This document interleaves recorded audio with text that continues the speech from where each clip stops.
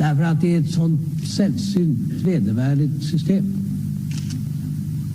Att på grund av människors hudfärg döma dem till en mycket sämre tillvaro. Och det är en skam för världen så länge detta består. 90 000. Ja, det är mord på Sveavägen. Det var en slakt. Och det var en slaktare, det var en bödel som visste precis vad han ville. Han blev inte skjuten som statsminister. Han blev skjuten som privatperson.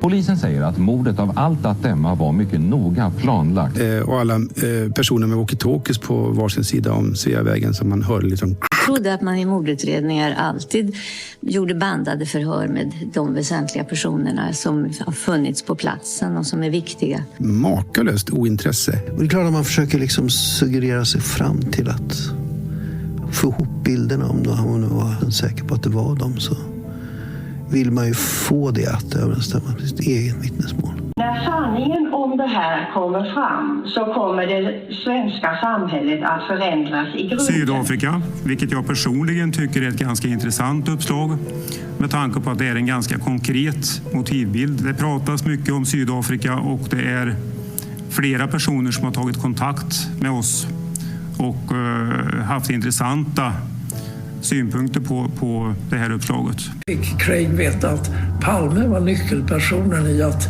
ena sydafrikanska anti-apartheidrörelsen. Det var min tanke och det har jag trott allt sedan dess.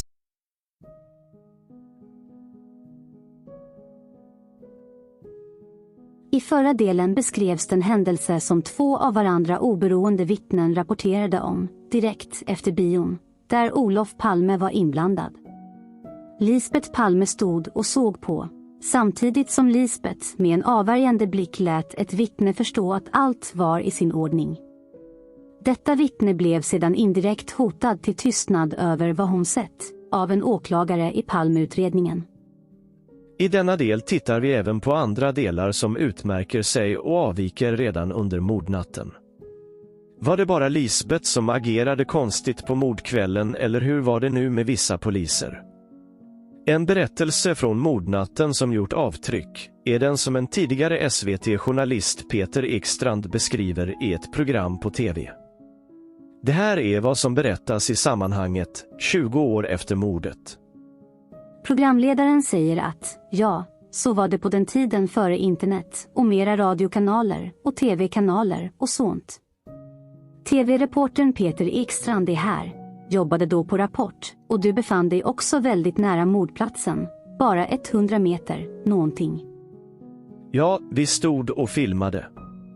Jag var ute för att skildra våldet en fredagskväll, ironiskt nog, och jag stod med min filmfotograf och 2 poliser. Jag intervjuade en polis exakt samma ögonblick som Palme sköts ihjäl. Vi hade en klocka i bild. Exakt den sekunden så gjorde jag en intervju med en polis. Men larmet kom aldrig i deras radioapparater, som de hade i fickorna, utan vi satte oss i polisbilen. Fotografen och jag i baksätet och så körde vi Sveavägen ner. Strax efter att Olof Palme hade tagits bort därifrån. Men det stod en polisbil, en av poliserna gick av och frågade, vad har hänt här? Ja, det var något knivslagsmål och sånt där, fick de veta, så vi körde vidare. Och vi filmade visserligen blodfläcken och så åkte vi vidare. Ingen sa någonting, ingen visste någonting och vi åkte runt där i flera timmar, eller i alla fall någon timme till, tror jag, tills vi mötte några små flickor som ropade. Vet ni inte att Olof Palme är skjuten, till oss poliser och till oss i media? Allmänheten visste, men inte vi. Så att då började vi naturligtvis jobba med det här, ringde redaktionen och var insatta på det. Men de här poliserna de blev aldrig inkopplade på ärendet utan de gick hem på kvällen och undrar varför, ringde aldrig någon. De var alltså några 100 meter därifrån och kunde ha gripit mördaren. De är fortfarande idag väldigt besvikna. Programledaren fortsätter, det förstår jag. Men det borde väl alla vara en närmast skandalös förvirring. Lena Melin, varför tror du att alla reagerar så långsamt och tar fatt när något sånt här händer? Det finns flera intressanta aspekter i detta klipp.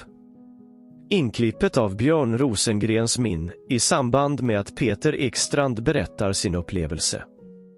Programledarens snabba replik på berättelsen att det var en skandalös förvirring och direkt efter en mycket ledande fråga till nästa gäst om att alla reagerar så långsamt och tafatt.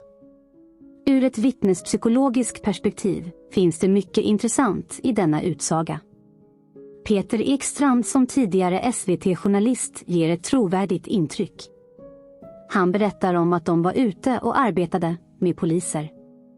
Åker sedan förbi mordplatsen och det är inte han som journalist som frågar polis på plats vad som hänt, utan det är en av poliserna i en polisbil. Svaret blir alltså knivbråk och inget om att det varit statsministern. Varför förminska vad som hänt? Varför inte nämna vem som var drabbad? Varför fick andra poliser inget veta? Varför fick inte dessa vara med att bidra för att få fast mördaren? Varför är de långt senare fortfarande besvikna över att de inte fick hjälpa till? För att kanske vara övertydlig. Det handlar alltså inte om att reagera förvirrat, långsamt och tafatt som programledaren antyder, utan om att förminska, fördröja och undvika berätta om korrekta omständigheter som vilket typ av vapen som används, men framför allt vem det handlade om. Det är alltså avsiktligt och motiverat. Detta händer strax efter att paret Palme förts bort från platsen. Varför skulle en SVT-journalist frustrerad och chockad hitta på en sådan uppdiktad historia? Varför skulle han berätta om händelsen i TV 20 år efter? Varför skulle han relatera till de andra poliserna som fortfarande är besvikna, som bara ville göra sitt jobb? Men det är också viktigt att lägga ihop denna händelse med så många andra märkligheter som händer efter skotten. Varför lyckas inte vittnet Leif Ljungqvist få kontakt med polisen innan han tröttnar och lägger på? Varför skulle en person på LAC eventuellt tro att det som hänt skulle hänt i Järfälla och motringa på det? Varför finns det uppgifter från andra poliser på stan som också undrar varför de inte fick delta i jakten på vår statsministermördare? Varför finns det många vittnesmål om att det inte var någon aktivitet alls runt mordplatsen eller i stan efter händelsen på natten, som ambulansförarna som var först på platsen berättar om många år senare? Varför får en polisinspektör på ledningscentralen under mordnatten uppfattningen att en polisman sprang efter gärningsmannen från brottsplatsen och upp för trapporna, som hon uppger för juristkommissionen? Med mera, med mera, med mera. Som ambulansförarna i klippet säger. De såg efter några timmar inte en polis i hela city och Stockholms centrala delar. Det är något som inte stämmer, helt klart. Det är för övrigt samma person som på ett LAC-band redan under mordnatten inte visste vad han fick säga om vad som hänt, för en kollega. Som ambulansförarna i klippet säger. De såg efter några timmar inte en polis i hela city och Stockholms centrala delar. Det är något som inte stämmer, helt klart. Det är för övrigt samma person som på ett LAC-band redan under mordnatten inte visste vad han fick säga om vad som hänt, för en kollega. För att anknyta till en tidigare video om krimjourens personal som försökte förhöra Lisbeth på sjukhuset, berättar en kollega i ett ljudklipp samma sak om nekade förhör och att de inte fick berätta att det var Olof Palme som blivit skjuten. Precis som vid mordplatsen för andra poliser. Eva Karlovitsborg jobbade som polis i Stockholm när Olof Palme mördades. Hon var polis när Palme mördades, men fick inte berätta det för någon. Den 28 februari 1986 sköts dåvarande statsministern Olof Palme till döds på öppen gata i Stockholm. Ett mord som skakade Sverige och världen. Den natten jobbade Eva Karlovitsborg, som idag bor i Strömstad, som polis på kriminaljouren i Stockholm. Hon hade stuckit ut för att köpa mat åt sig själv och kollegorna. När hon kom tillbaka till kontoret var det kaos. Jag frågade, vad är det som händer? Och de skrek, Palme är skjuten. Vad är det du säger, Palme, skulle han vara skjuten?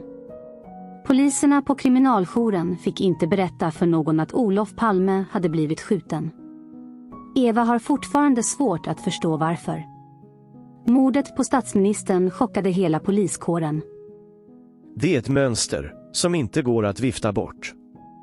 Det är en mörkläggning som sker precis efter skotten. Den stora frågan, varför, kommer vi komma till så småningom.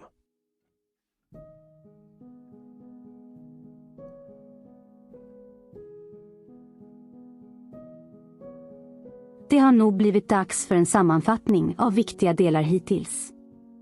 2 poliskommissarier som blir utfrysta, åsidosatta och ersatta för att de vägrar överge viktiga och avgörande uppgifter från mordnatten.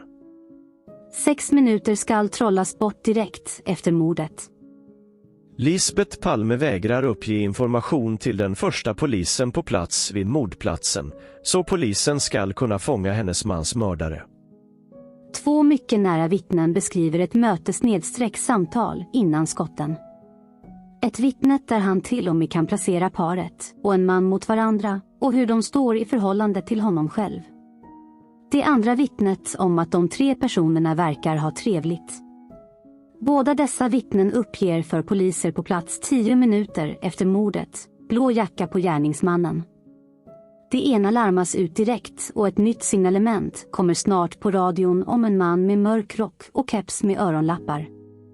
Vittnet, taxichauffören, ändrar sina uppgifter under natten och nu vet han inte om det är ett samtal längre. Gärningsmannen har ulster eller rock och en hatt, samt att polisen var där efter 3 till 4 minuter. 2 sköterskor från sjukhuset har viktiga uppgifter att delge, men blir förhörda först 5 år senare. Den ena nämner att Lisbeth säger att det var Olof som ville gå förbi Dekorima, tvärt emot den officiella sanningen. Den andra att Lisbeth beskriver det som att de mött en man, sedan smällde det, sedan försvann gärningsmannen och att det kan röra sig om 2 personer, precis som poliskommissarie Åke Rimborn alltid hävdat. Lisbeth vägrar förhör både med poliskommissarie Åke Rimborn och även krimjouren, men Säpo träffar hon i en rum och hon vill att regeringsmedlemmar kommer till sjukhuset som stöd. Det sker en hotfull händelse med Olof direkt efter bion som 2 av varandra oberoende vittnen ser med en utomstående person. Ena vittnet är på väg att ingripa när Lisbeth ger en lugnande och avvärjande blick.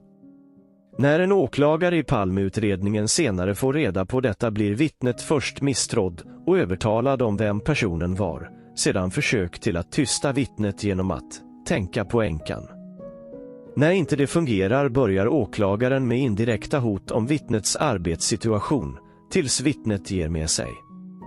Vi har alltså högt uppsatta myndighetspersoner i det här landet som hotar och skrämmer oskyldiga vittnen till tystnad för vad de sett. En händelse som involverade Olof Palme, vår statsminister, 10 minuter innan han blev avrättad på Sveavägen 1986.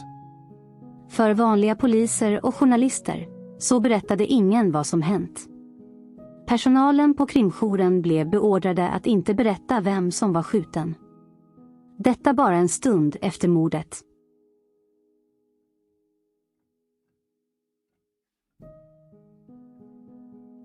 Man kan fråga sig vad är det som händer? Både före mordet och efter. Som är så viktigt att tysta ner och städa bort. Vad var det som var så viktigt att allt skulle tystas, döljas, fördröjas? Vad var det som skulle skaka Sverige i grunden om det kom fram? Vi får se om något klarnar framöver.